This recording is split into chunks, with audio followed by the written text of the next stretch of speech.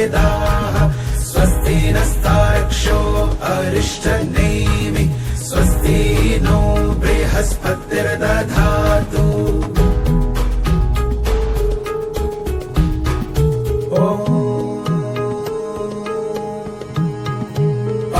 पृथिव्यां पयोषधीषु पयो दिव्यन्तरिक्षे पयोधाः पयस्पतिः प्रदिशः सन्तु मह्यम्।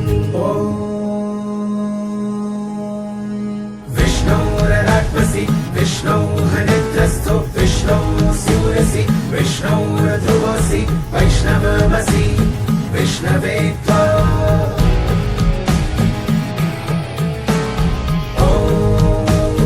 अग्निर्देवता वातो देवता सूर्यो देवता चन्द्रमा देवता वसवो देवता रुद्रो देवता आदित्या देवता मरुतो देवता विश्वे देवा देवता बृहस्पतिर्देवो देवता वरुणो देवता। द्योः शान्तिरन्तरिक्षं शान्तिः पृथिवी शान्तिरापः शान्तिरोषधयः शान्तिः वनस्पतयः शान्तिर्विश्वे देवाः शान्ति ब्रह्म शान्तिः सर्वगं शान्तिः शान्तिरेव शान्तिः सामा शान्तिरेधि।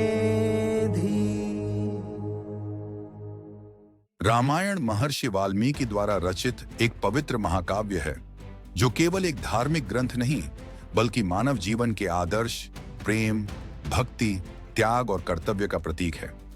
यह केवल श्री राम की कथा नहीं बल्कि सत्य और धर्म की विजय की कहानी है। इस कथा में भगवान विष्णु के 7वें अवतार श्री राम के जीवन की गाथा वर्णित है, जिसमें उनका जन्म, वनवास, रावण का वध और अयोध्या वापसी सम्मिलित है। अयोध्या के राजा दशरथ अत्यंत पराक्रमी, धर्मपरायण और न्यायप्रिय शासक थे, लेकिन उनके कोई संतान नहीं थी। संतान प्राप्ति के लिए उन्होंने महर्षि वशिष्ठ के परामर्श से पुत्रेष्ठ यज्ञ कराया। यज्ञ के फलस्वरूप महारानी कौशल्या से श्री राम, महारानी सुमित्रा से लक्ष्मण और शत्रुघ्न तथा महारानी कैकेयी से भरत का जन्म हुआ। चारों राजकुमारों का बचपन अत्यंत दिव्य और तेजस्वी था। श्री राम सबसे बड़े थे और वे अपनी मर्यादा, वीरता और करुणा के लिए प्रसिद्ध थे। लक्ष्मण सदैव राम के साथ रहते। भरत और शत्रुघ्न भी धर्मपरायण और विनम्र थे। एक दिन महर्षि विश्वामित्र अयोध्या पधारे और राजा दशरथ से आग्रह किया कि वे श्री राम और लक्ष्मण को उनके साथ राक्षसों का संहार करने के लिए भेजें। राजा दशरथ ने पहले संकोच किया, लेकिन महर्षि वशिष्ठ के समझाने पर उन्होंने अपने पुत्रों को भेजने का निर्णय लिया। महर्षि विश्वामित्र के साथ जाकर श्री राम और लक्ष्मण ने ताड़का नामक राक्षसी का वध किया और अनेक राक्षसों का नाश किया। फिर वे जनकपुरी पहुंचे, जहां माता सीता का स्वयंवर आयोजित था। स्वयंवर में नियम था कि जो भी शिवजी के भारी धनुष को उठाकर उसकी प्रत्यंचा चढ़ाएगा, वही सीता से विवाह करेगा। सभी राजा असफल रहे, लेकिन जब श्री राम ने धनुष उठाया तो वह एक महान ध्वनि के साथ टूट गया। राजा जनक ने यह देखकर श्री राम को सीता के योग्य वर घोषित कर दिया। श्री राम और सीता का विवाह संपन्न हुआ। लक्ष्मण का विवाह उर्मिला से, भरत का मांडवी से और शत्रुघ्न का श्रुतकीर्ति से हुआ। विवाह के बाद सभी अयोध्या लौट आए। अयोध्या लौटने के बाद राजा दशरथ ने श्री राम को युवराज घोषित करने का निर्णय लिया। पूरी अयोध्या में हर्ष का वातावरण था, लेकिन उसी समय महारानी कैकेयी की दासी मंथरा ने उन्हें याद दिलाया कि कैकेयी को 2 वरदान मिले थे। मंथरा ने उन्हें राजा से वरदान मांगने के लिए उकसाया। कैकेयी ने राजा दशरथ से मांग की कि भरत को राजगद्दी दी जाए और श्री राम को 14 वर्षों के लिए वनवास भेज दिया जाए। यह सुनकर राजा दशरथ अत्यंत दुखी हुए, लेकिन वे अपने वचनों से बंधे थे। श्री राम ने पिता की आज्ञा मानकर वनवास जाना स्वीकार किया। माता सीता और लक्ष्मण ने भी उनके साथ वन जाने का निर्णय लिया। वे तीनों वन को प्रस्थान कर गए। भरत ने जब यह सुना तो वे अत्यंत क्रोधित हुए और राम को वापस लाने के लिए चित्रकूट गए, लेकिन श्री राम ने धर्म का पालन करते हुए अयोध्या लौटने से इनकार कर दिया। तब भरत ने श्री राम की चरण पादुका को सिंहासन पर रखकर उनके नाम पर राज्य चलाने का निर्णय लिया। वनवास के दौरान श्री राम, लक्ष्मण और सीता पंचवटी में निवास करने लगे। वहीं पर शूरपणखा नामक राक्षसी आई और उसने श्री राम से विवाह करने का प्रस्ताव रखा। जब श्री राम ने उसे अस्वीकार कर दिया तो वह लक्ष्मण के पास गई। लक्ष्मण ने क्रोधित होकर उसकी नाक काट दी। इसका प्रतिशोध लेने के लिए शूर्पणखा ने अपने भाई रावण से शिकायत की।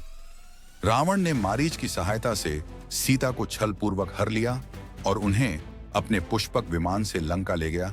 सीता के वियोग में श्री राम अत्यंत दुखी हुए। वे सीता को खोजने निकले और हनुमान, सुग्रीव और वानर सेना से मित्रता की। हनुमान ने लंका जाकर सीता माता को खोज निकाला और उन्हें श्री राम का संदेश दिया। उन्होंने रावण को समझाने की भी कोशिश की, लेकिन रावण ने उन्हें पकड़कर उनकी पूंछ में आग लगवा दी। हनुमान ने अपनी पूंछ से पूरी लंका जला दी और सुरक्षित वापस लौट आए।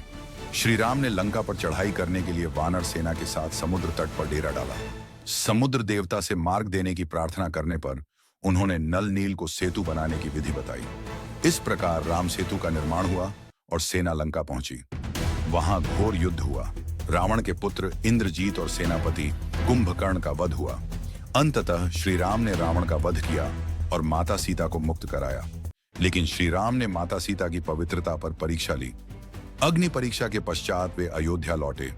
14 वर्षों के वनवास के पश्चात श्री राम अयोध्या लौटे, जहां उनका भव्य स्वागत हुआ। उनका राज्याभिषेक हुआ और राम राज्य की स्थापना हुई, जहां हर व्यक्ति सुखी और समृद्ध था।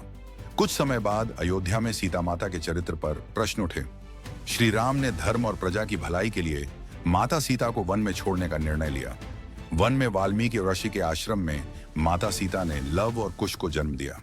बाद में जब श्री राम को यह ज्ञात हुआ तो उन्होंने सीता माता को वापस लाने का प्रयास किया, लेकिन माता सीता ने धरती माता से प्रार्थना की और धरती में समा गईं। श्री राम ने अपने पुत्रों को अयोध्या का शासन सौंप दिया और स्वयं सरयू नदी में जल समाधि ले ली। रामायण हमें धर्म, सत्य, कर्तव्य, प्रेम और त्याग का पाठ पढ़ाती है। श्री राम ने आदर्श पुत्र, आदर्श भाई, आदर्श पति और आदर्श राजा का जीवन जीकर हमें प्रेरणा दी। यह कथा केवल एक पौराणिक कथा नहीं, बल्कि एक संपूर्ण जीवन दर्शन है। यदि हम श्री राम के आदर्शों को अपनाएं तो हमारा जीवन भी धन्य हो सकता है। जय श्री राम। अगर आपको यह वीडियो पसंद आया हो तो लाइक, शेयर और सब्सक्राइब जरूर करें और हमें कमेंट करके बताएं कि आप किस टॉपिक पर अगला वीडियो देखना चाहेंगे।